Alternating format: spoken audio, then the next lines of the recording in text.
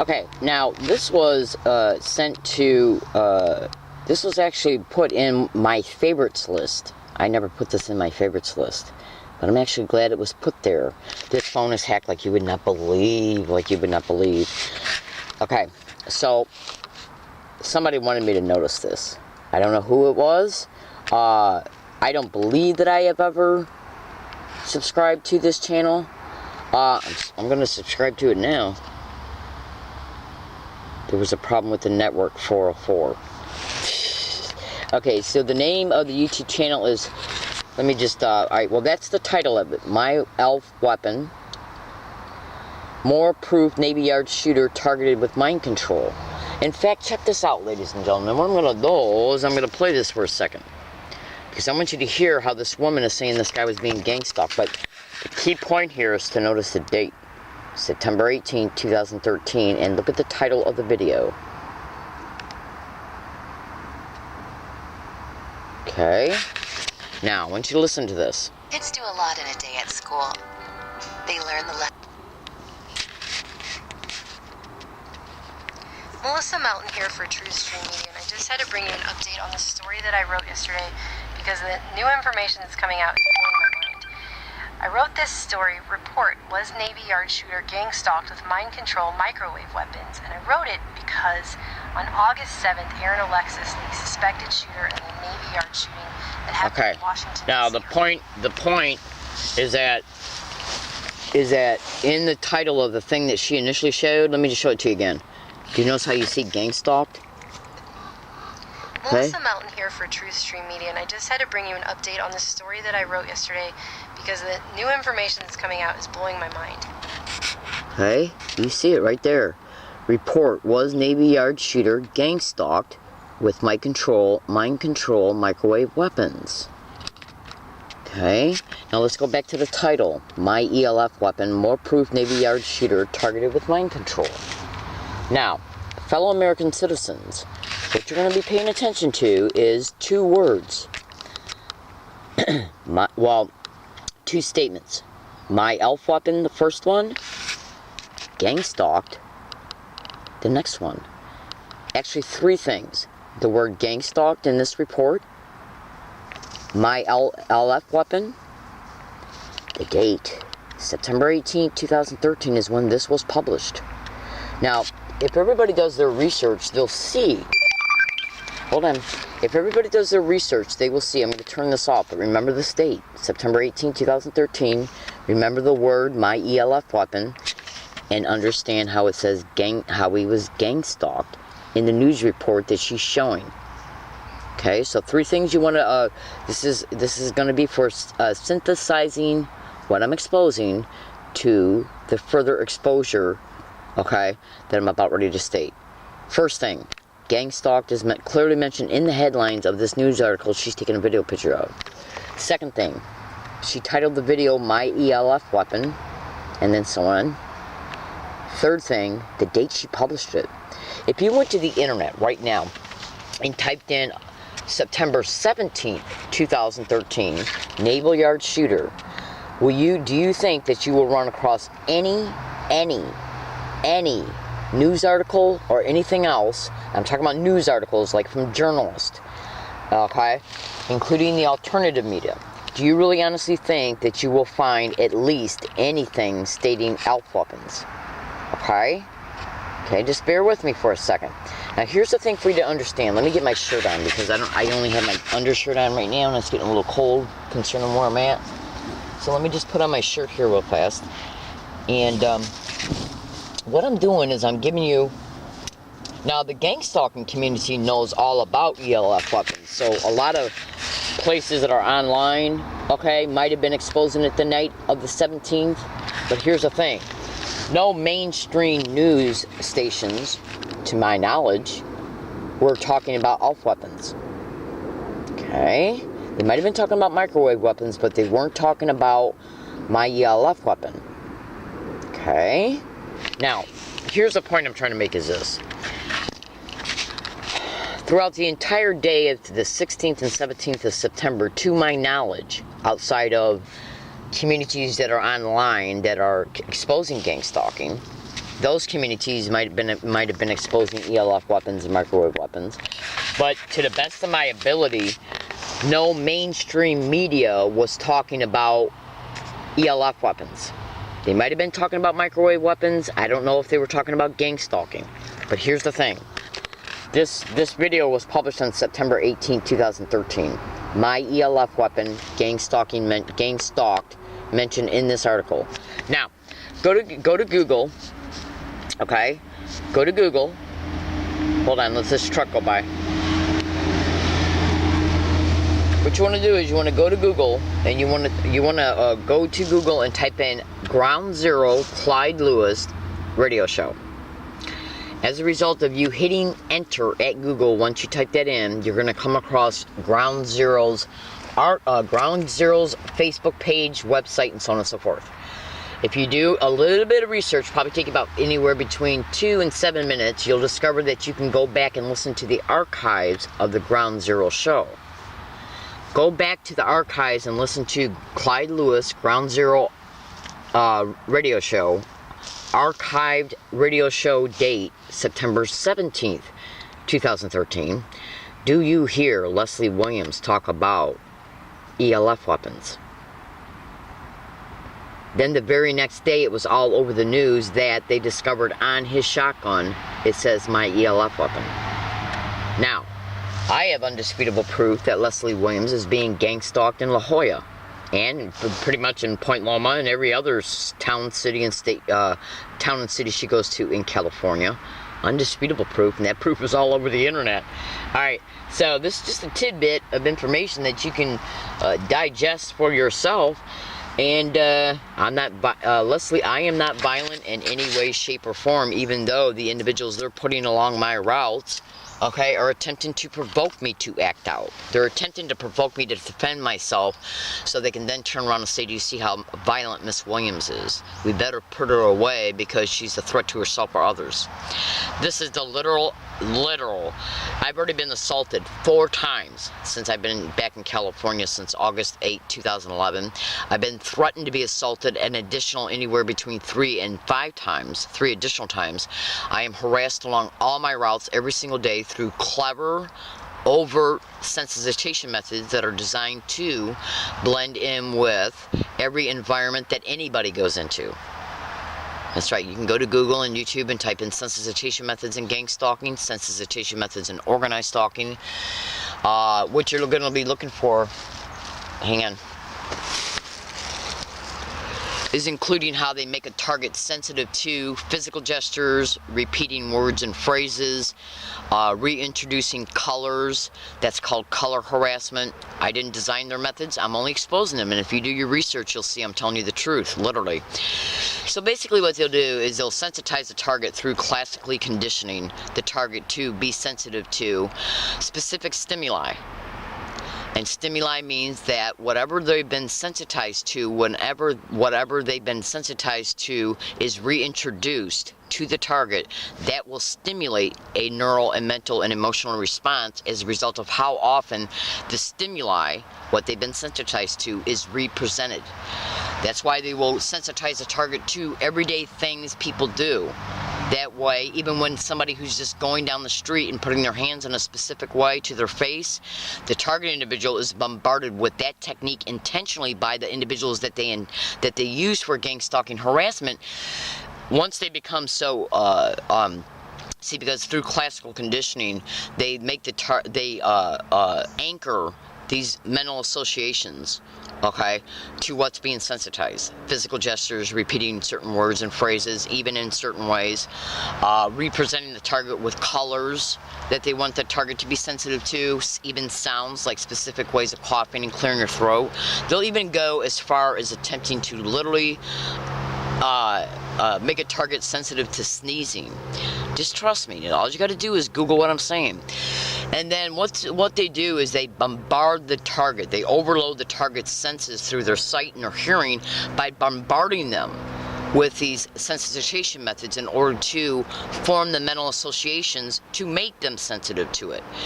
Then, what they'll do is continue it on a non-stop basis every day. And since they sensitize the target to mostly everyday things that everyday people do, even when a person's just doing it and finger pointing as well, they'll sensitize their target to that.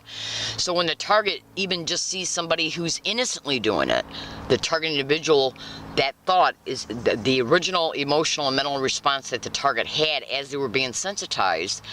The target will then have whenever what they've been sensitized to is represented, the target will have a mental response. So when even an innocent person is putting their hands to their face in a specific way, which is the same way the target's been sensitized to, whenever the target sees it, then that physical gesture will stimulate the neural response of how that physical gesture has been associated to gang stalking. Now, when they anchor these sensitization physical gestures, words, phrases, specific sounds, even colors, it's usually anchored to be associated to a traumatic event, like a brutal assault or a rape. Okay, so what you got to understand is that they're anchoring associations while the mind is disassociated, because the anchoring usually takes place during a trauma, and whenever you're being traumatized, the mind reflexatorily and innately disassociates itself. So what they're doing is associating stimuli to a disassociated mind state. And every time that stimuli is reintroduced, the mind will go right back to that disassociated state. So what they're literally doing is intentionally playing mental ping pong. They're literally controlling the brain states of the target individual's mind. Because every time, that's like, hold on. Like if you think to yourself, all right, just picture this. Let me give you a good explanation, because I'm going to go ahead and just talk about this for a few more minutes. Say if someone breaks into your home, okay, and you have a small child, or you obviously love your spouse, or your mother might be there, and someone breaks into your home. 2 or 3 guys, they break into your home, they got guns. They tie up the persons that you mostly love. I mean, that you love, your daughter, your son, your wife, your husband, whatever, your mother, whatever. They tie everybody up. They tie you up. And as you're being tied up, as you're tied up in a chair in the middle of the room, you're literally watching. I'm going to be a little graphic, but just trust me, this needs to be said for you to be able to see the heinous nature of these filthy rats, because these individuals are literally responsible for the torture of infants. Make no mistake about what I'm telling you, ladies and gentlemen. Now, in order to help you understand how they're mentally controlling target individuals' minds, and that's not talking about the microwave weapons that can be perpetrated against organized stalking, gang stalking targets. What they'll do is create a traumatic event for the target individual to experience. A brutal rape, a brutal gang rape, a brutal physical assault. As this traumatic event is occurring, like someone breaking into your house, tying you up in a chair, gagging your mouth so you cannot be heard screaming, and then as you're tied up, unable to move, unable to do anything, you're witnessing one of your loved ones being brutally assaulted. I'm not going to be descriptive about how, but I think that you can imagine it. Now, as this is occurring by one of them, the other ones that are with that guy who's doing this to your loved ones, or even maybe to you could be tied up to a bed. What they will do is repeat certain words or phrases for you to hear as this traumatic event is going on. Now, when anybody is being assaulted or witnessing a loved one being assaulted, that is a traumatic event. The brain has an innate instinctive response to. It's literally nothing that you can control. No human being has the mental conscious ability to control the innate function of disassociation when the mind is being traumatized, as a result of either the mind being traumatized and or as a result like psychological battering or psychological abuse, or if the body is being physically traumatized. The mind instinctively, innately goes into a disassociated state. It's a innate function of the brain, a mechanism of the brain built in, okay, that the brain has hardwired itself to do as a result of evolution, as a result of things that our ancestors have experienced. And it's the brain's mechanism. It does it in order to protect the consciousness. Now, whenever anybody is being assaulted in any worst way that your mind can conceive, the brain will instinctively and innately, without your permission, go right into, within a nanosecond, which is a billionth of a second. A billionth of a second is the amount of time it takes for light to travel 1 foot in a room when you turn the light on in that room. That's how fast. Okay? Now, whenever this person is either being brutally physically assaulted, including in the worst ways you can imagine, or witnessing a loved one experiencing this type of brutal assault, your mind will automatically become disassociated. And they know it. They know it. These are intentional psychological operations. Now, what they will do as this event is transpiring, knowing that they know that your mind is being disassociated, they will anchor for you and for the victim, if you're not the actual victim, like a loved one, like this crime happening to a loved one, and you can't stop it because you're tied up. The mind will go into a disassociated state, and while that's happening, they will intentionally associate stimuli to the disassociation, like repeating words or phrases, certain sounds, mocking, laughing, okay, certain physical gestures. So, let me just get a little bit descriptive. They can have you raped, and as they're having you or one of your loved ones raped, they will laugh as it's happening, and while they're laughing, they will say, "Oh my God, that's weird, crazy." They might even say "gangstalk." And then as that's happening, and while they're laughing and you're seeing it, they'll also touch their hands to their face in certain ways. Go like this. Maybe even stroke their hair back. If they got a hat on, they'll take the hat off, stroke the hair back, put the hat back on. Laugh and say, "Oh my God," as you're watching your loved one being brutalized in the worst way.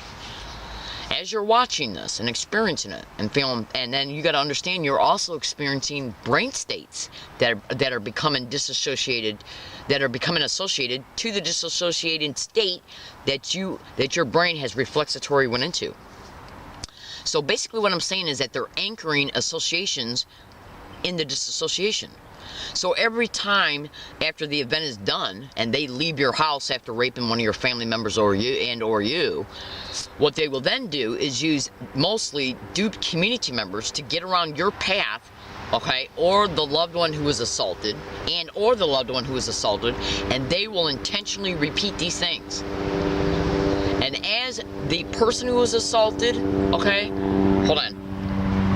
And as the person who was assaulted in these vile, vicious manners is represented with what was experienced as the assault was taking place, as they re-experience, like seeing the physical gestures being repeated, the laughing that they might redo when they do this, or the repeated word or phrase that they said as the vicious assault was occurring, that will automatically stimulate the disassociation, because these stimuli have been associated to the disassociation. And when you're disassociated, that takes away at that moment in time your brain's ability to engage in critical thinking, because it's now a created, reinforced, and potentiated neural pathway that has associated brain states. Because as you were experiencing this assault, you were also experiencing emotions like powerlessness, helplessness, anger, fear, just extreme fear, even panic attacks. Now, let's get to the last part of this. You can go to Google and YouTube and type in what is known as remote neural monitoring. Now, remote neural monitoring can monitor you neurally remotely. They can identify and mark the resonance frequency of the neural pathway that is associated to the disassociation and stimulate it remotely back into your... They can literally stimulate your brain to go back into that disassociated state as a result of being able to identify the resonance frequency of that neural pathway. Like, they can reintroduce somebody. If they got somebody with one of these neural phones, okay, or the RNM, remote neural monitoring, which is even incorporated within tablets, laptops, handheld cell phones, including satellite phones.